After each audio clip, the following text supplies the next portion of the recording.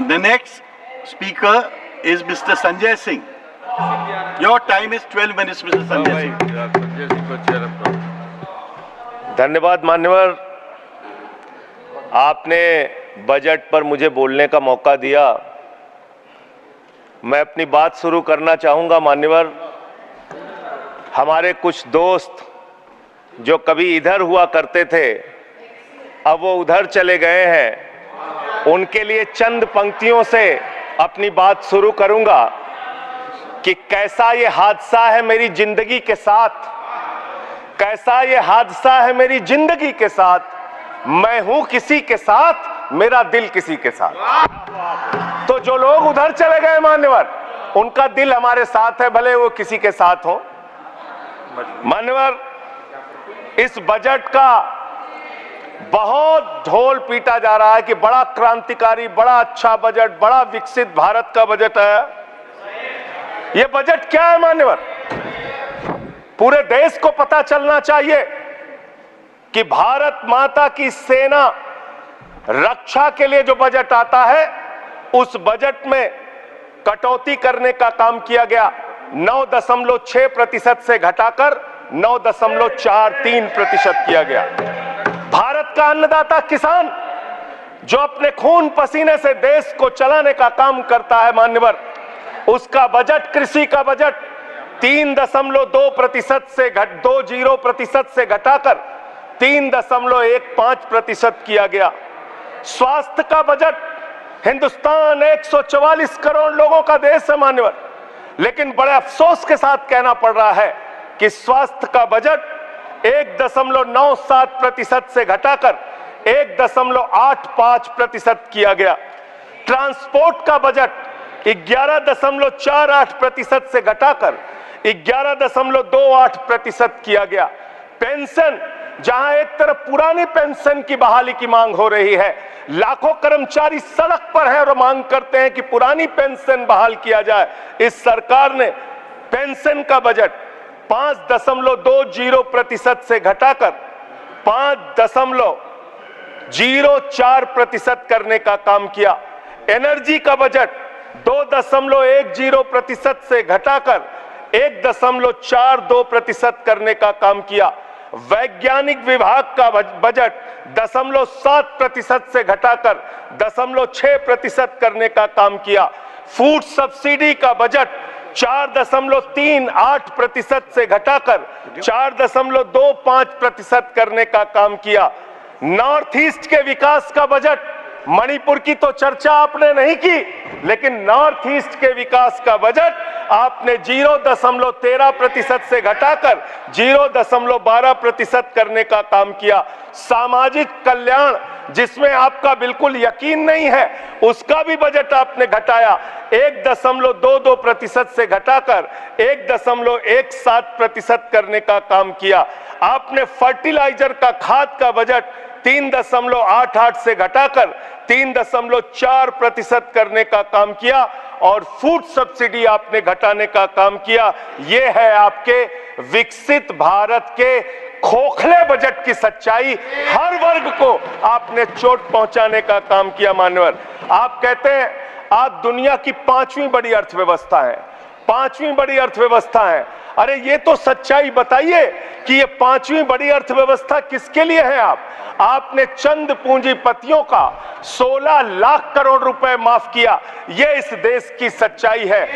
आपने 16 लाख करोड़ रुपए पूंजीपतियों का माफ किया। आपने 14 देश के प्रधानमंत्रियों ने जितना कर्जा लिया, उससे दोगुना कर्जा अकेले आपकी सरकार ने लिया। आपने 150 लाख करोड़ रुपए कर्जा लेने का काम किया, देश को कर्ज में डुबाने का काम किया। मान्यवर, मैं बताना चाहता हूं इस सरकार से किन किन वर्गों को उम्मीद थी।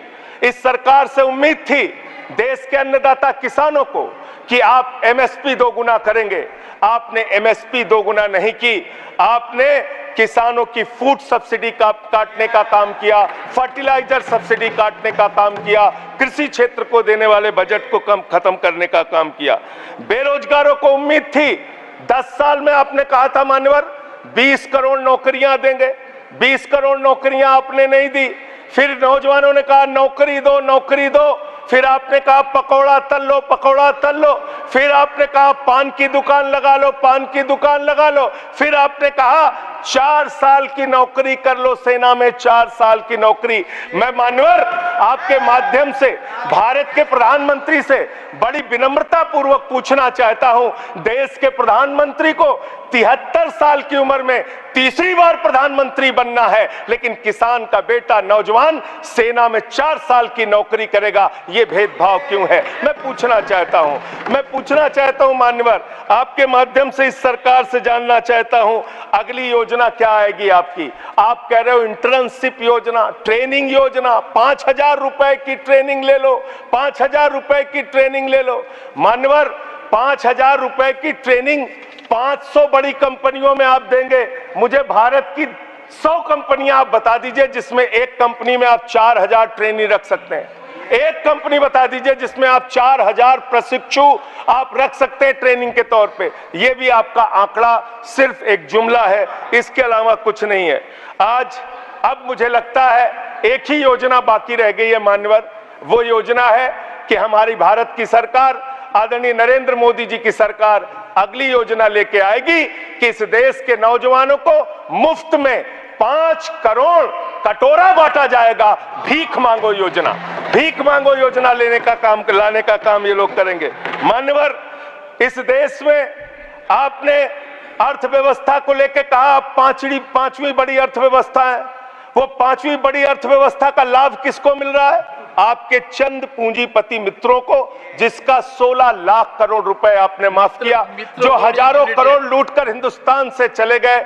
मान्यवर मैं बड़ी विनम्रता पूर्वक कहना चाहता हूं, मित्रों बड़ी डिलीटेड जी, डिफिकल्टी। ठीक है सर।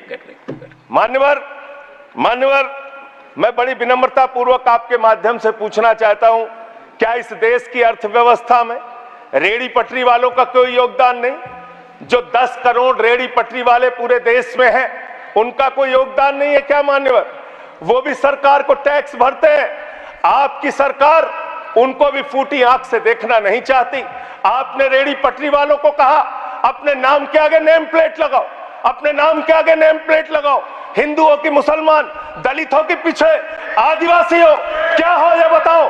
मैं पूछना चाहता हूं, आपके माध्यम से सरकार के कहना चाहता हूं मान्यवर, अगर नेम प्लेट लगवाना है तो लगवाइए गले में नेम प्लेट, नीरव मोदी के गले में नेम प्लेट लगवाइए कि 20,000 करोड़ रुपए हिंदुस्तान का वो बाकी है। लगवाइए नेम प्लेट, 10,000 करोड़ रुपए विजय माल्या हिंदुस्तान का बाकी है। लगवाइए नेम प्लेट गले में ललित मोदी के कि 3,000 करोड़ रुपए हिंदुस्तान का लूट के भाग गया। लगवाइए नेम प्लेट मान्यवर।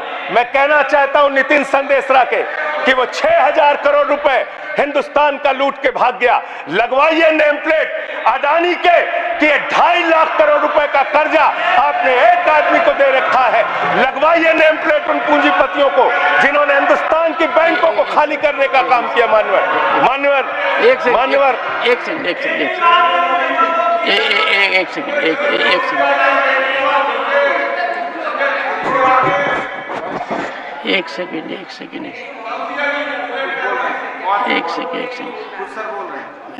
Honorable member, and you are a senior person.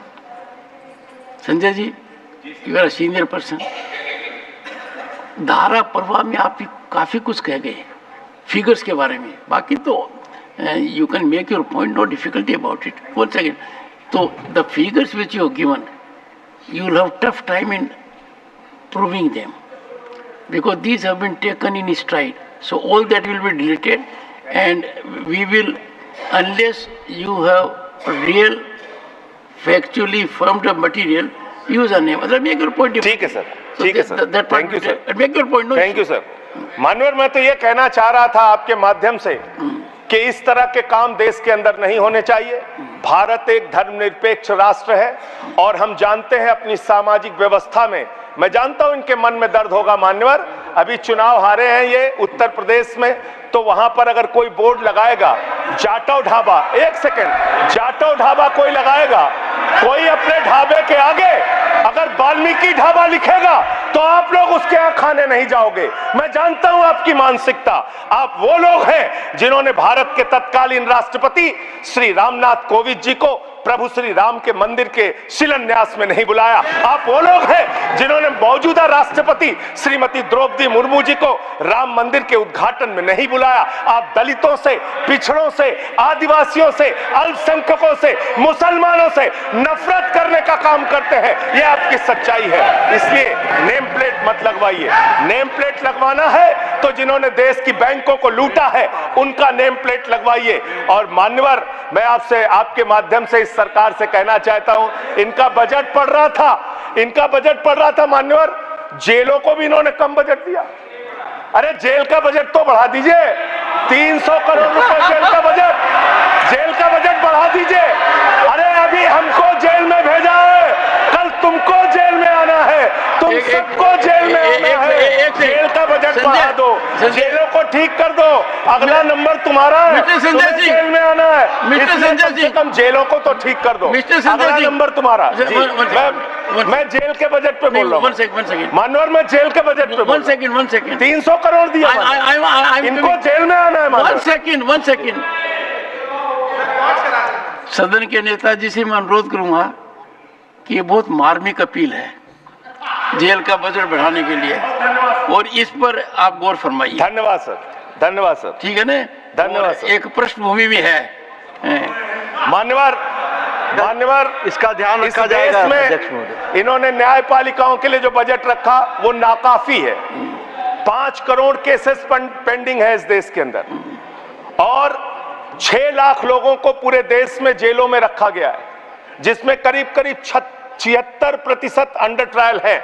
इसका मतलब आपका मकसद न्याय दिलाना नहीं है, आपका मकसद किसी मामले की सच्चाई तक पहुंचना नहीं है, आपका मकसद है पकड़ पकड़ के एक एक व्यक्ति को जेल में डालना। आपने दिल्ली के मुख्यमंत्री को, जिनकी शुगर 36 बार 50 से नीचे जा चुकी है, आपने दिल्ली के मुख्यमंत्री को पकड़ के जेल में डाल दिया। नहीं मानवर, अब इनको बार बार मौका मत दीजिए, मुझे अपनी बात पूरी करने दीजिए। I am not yielding sir, I am not. आपसे 2 बार काम हैबिट बना लिया इन्होंने सर। दिल्ली के मुख्यमंत्री को सर इन्होंने पकड़ के जेल में डाल के रखा, दिल्ली के शिक्षा मंत्री को इन्होंने 2 साल से जेल में रखा, दिल्ली के स्वास्थ्य मंत्री को इन्होंने 2 साल से जेल में रखा। आप एक एक विपक्ष के नेता को पकड़ पकड़ के जेल में डालते हैं। हेमंत सोरेन को मुख्यमंत्री को जेल में आपने रखा, संजय रावत को जेल में रखा, अनिल देशमुख को जेल में रखा, सबको पकड़ पकड़ के आप जेल में रखते हैं। बंगाल के 3 मंत्रियों को आपने पकड़ के जेल में रखा। आपका मकसद ट्रायल कराना नहीं, न्याय दिलाना नहीं, आपका मकसद हम लोगों को पकड़ के जेल में रखना है। जितना जेल में डालोगे, मैं आपसे कहना चाहता हूं, जितना जेल में डालोगे उतना गर्त में जाओगे। जिसने भी ये राजनीति की है उसका समापन हो गया है। अभी 240 पे पहुंचे हो, कल 24 पे पहुंचोगे, इसके बाद 2 पे भी आओगे। मैं तो 1-2 मिनट और मैं बस कह के अपनी बात खत्म करूंगा, मेरे टाइम में से उसको काट लीजिएगा। मान्यवर, भेदभाव की बात, सबसे भेदभाव इनको करना है। मुसलमानों से भेदभाव, सिखों से भेदभाव, ईसाइयों से भेदभाव, दलितों से भेदभाव, पिछड़ों से भेदभाव, और अब राज्यों से भेदभाव, राज्यों से भी भेदभाव, महिलाओं से भेदभाव, राज्यों से भेदभाव। क्या भेदभाव किया सर इन्होंने? 2,32,000 करोड़ रुपए, 2,32,000 करोड़ रुपए दिल्ली के लोगों ने सरकार के केंद्रीय खजाने में टैक्स के रूप में दिया, जीएसटी और इनकम टैक्स के रूप में। बदले में हमको कितना मिलता है? 0। 9 साल से आप दिल्ली को बजट नहीं देते। पंजाब के लोग, बस मेरे में से काट लीजिएगा सर, 1-2 मिनट काट लीजिए, मेरी पार्टी के उसमें से काट लीजिएगा। पंजाब के लिए सर, पंजाब का किसान अपना खून पसीना बहा के खेत में गेहूं पैदा करता है, धान पैदा करता है। आपने 8,000 करोड़ रुपए पंजाब के विकास का पैसा रोक रखा है, विपक्ष के राज्यों का पैसा आपने रोक रखा है। ये भेदभाव क्यों कर रहे हैं आप क्यों कर रहे हैं? आप लिखते हैं राज्यों के विकास से देश का विकास है, ये आप राज्यों का विकास कर रहे हैं। एक एक करके टारगेट करके विपक्षी राज्यों के साथ आपने भेदभाव करने का काम किया। और अंत में कोई मुझे कह रहा था सारे बजट कम किए, शिक्षा के बजट को भी आपने कम कर दिया। मैंने इन लोगों से कहा शिक्षा से इनका कोई लेना देना नहीं है, शिक्षा से इनका कोई लेना देना नहीं। मान्यवर, क्यों लेना देना नहीं है? क्योंकि दिल्ली विश्वविद्यालय में मनुस्मृति पढ़ाने जा रहे हैं ये लोग। मनुस्मृति पढ़ाएंगे कि दलितों के, पिछड़ों के, जिनको आप शूद्र कहते हैं, आप शूद्र कहते हैं, अगर वो श्लोक सुन लेंगे तो उनके कान में पारा आप कैसे डालेंगे? ये पढ़ाई आप कराने जा रहे हैं दिल्ली विश्वविद्यालय में, ये पढ़ाई आप कराने जा रहे हैं। इसलिए मान्यवर, मैं आपसे यही कहना चाहता हूं, ये बजट हिंदुस्तान के किसान के खिलाफ है, ये बजट हिंदुस्तान के नौजवान के खिलाफ है, ये बजट हिंदुस्तान के व्यापारियों के खिलाफ है, ये बजट सिर्फ और सिर्फ मोदी जी के मित्रों के लिए बनाया गया है, मित्रों के लिए बनाया गया है, मित्रों के लिए बनाया गया है। The later part will not go on record. हाँ, honorable members.